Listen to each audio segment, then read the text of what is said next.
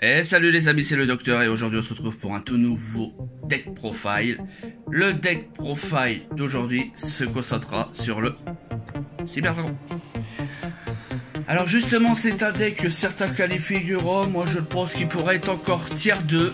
Et il a une grande particularité, c'est que étant donné que c'est des machines, si vous affrontez par exemple un deck Orcust, juste avec une carte vous pouvez retourner une game. Alors, on commence par la base. 3 Cyber Dragons.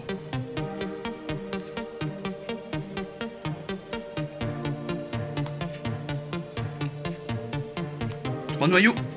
Alors le noyau quand il est invoqué normalement, vous pouvez ajouter une magie piège cyber. Acceptez votre cyber de votre deck à votre main. Je joue 3 Rs. Alors R justement quand il est envoyé au cimetière, vous pouvez tuto justement un Cyber Dragon. Oh, simplement comme ça. Et aussi s'il est invoqué spécialement, on peut le faire devenir level 5. Je joue ensuite de Nachter. Alors justement l'effet du Nachter, c'est que vous pouvez défausser un monstre, si je me souviens bien, oui. Vous défaussez un monstre, vous l'invoquez spécialement, donc c'est-à-dire que vous avez Nachter plus, par exemple, le Cyber Dragon. Hop, vous l'avez tout de suite. Par contre, la particularité, c'est qu'on peut plus invoquer que des monstres de type machine. Ensuite, je joue un Cyber Dragon vierge. Alors justement celui-là, quand un Cyber Dragon est invoqué, si on l'a en main, on peut invoquer justement et les monstres Cyber Dragon gagnent 500 points d'attaque et de défense. Ensuite, je joue 2 soldats galactiques. Justement, le soldat galactique me permet d'avoir Nova Infinity très rapidement grâce à lui. Je joue un Jizukiru que je vais chercher par exemple avec la magie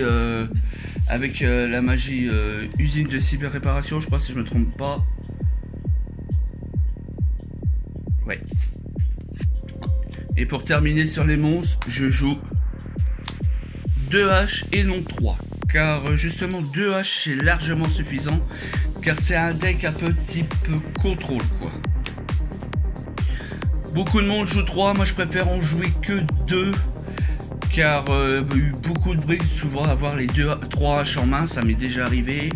Et pas avoir ce qu'il me fallait ensuite. Ensuite, je joue la base 3 Cyber Urgence.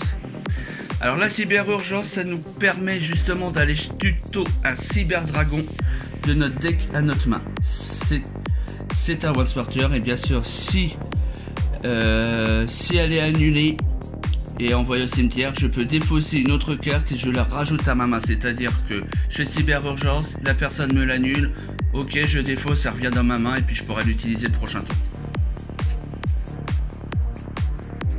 Ensuite, je joue 2 Cyber Rift System. C'est suffisant. Elle nous permet justement d'invoquer spécialement un Cyber Dragon de notre main ou de notre cimetière. C'est-à-dire que si on venait être un T1 et qu'on a Cyber Dragon dans la main, on le spé facile. Ensuite, je joue 2 usines de cyber réparation. 2 c'est suffisant, il me permet d'aller chercher un monstre lumière de mon deck à ma main et je peux cibler un monstre lumière qui est dans mon cimetière et je peux le mélanger dans le deck.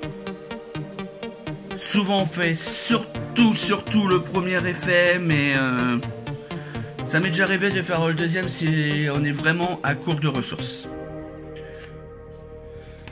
Ensuite, je joue 2 fusions sur charge qui nous permet justement d'invoquer Chimératech. Et vu que c'est pas du once per turn, ça peut être très facile.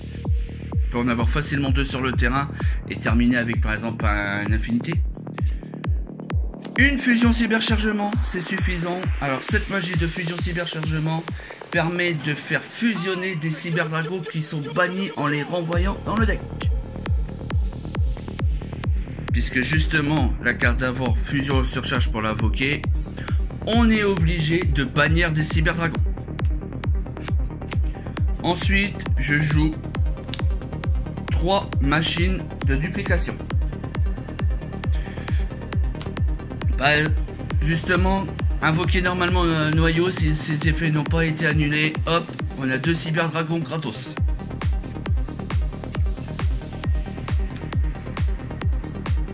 Ensuite, je joue 1 pour 1, qui me permet par exemple d'invoquer spécialement un acheteur. Un sacrifice inutile. Justement, le sacrifice inutile, par exemple pour envoyer R si j'ai pas une très bonne main, si je suis encore une seconde. Un Monster Reborn. Et pour terminer, pour les magies,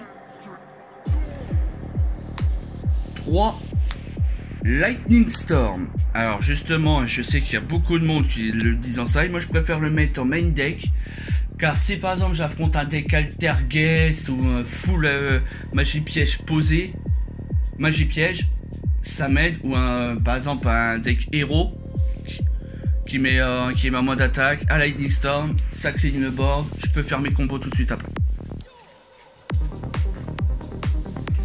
Ensuite, je joue un débordement cybernétique. C'est justement, on bannit un nombre de cyberdragons de level différents et on détruit autant de cartes contrôlées par l'adversaire, sachant que cette carte là, ça ne cible pas.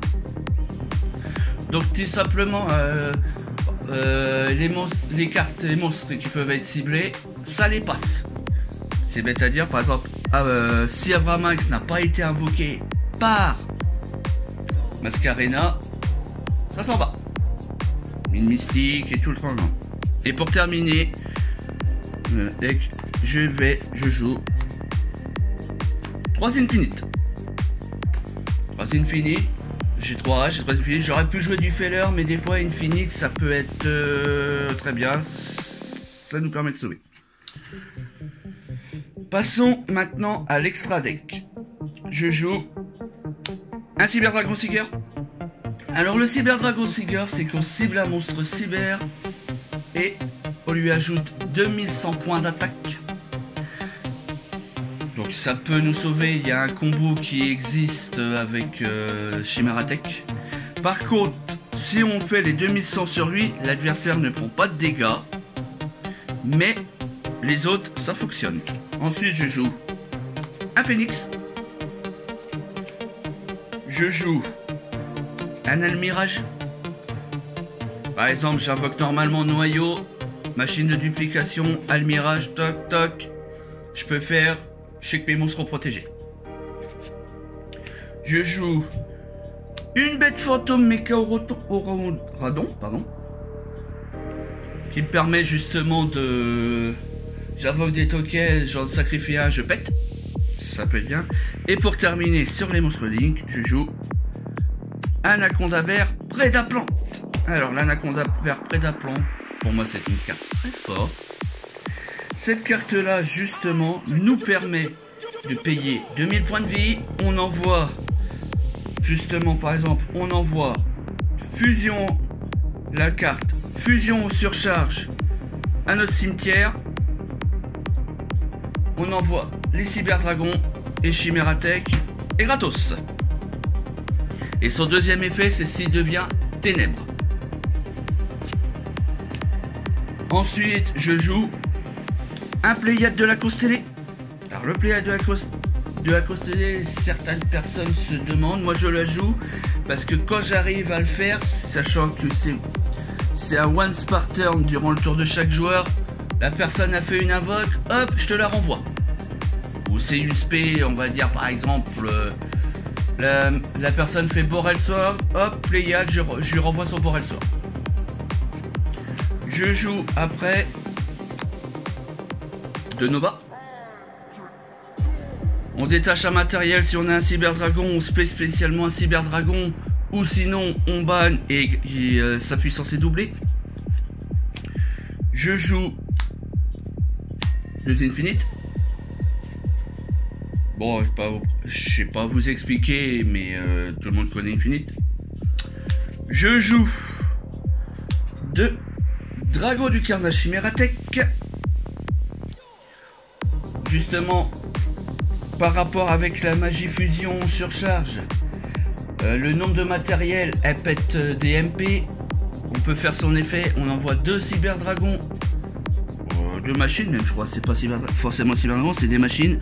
On les envoie et elle gagne de l'attaque, c'est-à-dire qu'elle peut attaquer 3 fois. Ensuite, je joue un méga flotte.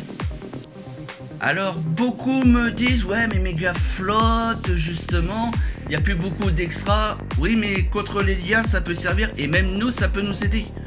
On peut faire les liens, par exemple, avec Almirage, hop, on a Chimératech gratos.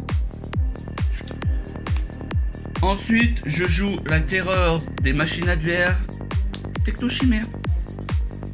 Étant donné que c'est un fusion contact, disons par exemple, on affronte, je sais pas, un rouage ancien ou un Orcus, disons un Orcus qui a 3 monstres. Un cyberdragon, fusion contact, il monte à 4000. Ça, pas de prix, il peut retourner une game. Et pour terminer, un Starving Venom. C'est la base pour tout ce qui était, parce que il y a beaucoup de decks qui jouent du ténèbre et ça nous aide. Ensuite, on va terminer pour le side. Alors justement, pour le side, je joue 3 lancers qui empêchent de ban. Alors oui, je sais, mon deck ban. Mais quand on affronte par exemple un Stromberg, un Grain Majo, Teigny ou même Orcus, ça peut peut-être nous sauver. Ensuite, je joue une carte qui est devenue très forte pour moi en MR5. La barrière dimensionnelle. Rituel, X6, fusion, pendule. Voilà, on choisit. Par exemple, contre Adamantia, ça peut être très fort. Contre Magidols, ça peut être très fort. Par contre, faut faire attention avec la barrière dimensionnelle. Suffit que les 2 joueurs jouent de la fusion, on joue barrière dimensionnelle. Nos propres monstres qu'on a sur notre terrain, par exemple, je vais dire fusion, comme je joue du fusion dans Cyberdragon, et ben mes effets par contre seront annulés. Ensuite, je joue 3 forces égales. C'est devenu le side par excellence. Je joue ensuite 3 super polis. Justement pour le Starving Venom. Alors oui, c'est vrai, je n'ai qu'une cible justement de Starving Venom, mais ça peut nous sauver des fois. Et encore, le Super Poli, ça m'est déjà arrivé faire contre un match miroir. Ça m'a même étonné, je l'ai fait contre un match miroir. Et pour terminer, je joue 3 Nibiru. Pour les decks où c'est de la full invocation, ça permet d'arrêter, du genre par exemple quand il y avait encore du Dragonlien. La Damantia, mais pour moi pas trop. L'Orcus. Après tout ce qui invoque, le Nibiru, bah c'est la carte de side par excellence. Bon, bah j'espère que cette vidéo de deck profile vous a plu. Si c'est le cas, lâchez un pouce bleu. Ça fait plaisir et ça fait vivre la chaîne. Abonnez-vous pour une prochaine vidéo sur la chaîne Utopia Rainbow. C'était le docteur. Salut, salut.